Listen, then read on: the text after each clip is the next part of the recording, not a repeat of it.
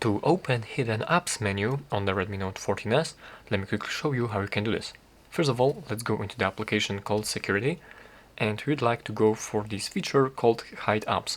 It is available right here, but in case you cannot find it, you will have to scroll all the way down, and right here you will be able to swipe up to open Toolbox. So let's go into the Toolbox, and here we have this Hide Apps feature. So let's tap on this one and hide some application. And if you don't know how to access this hidden apps menu, you can simply go for this settings, hidden apps settings, and go for the gestures. And right here you have all of these instructions with all of this stuff.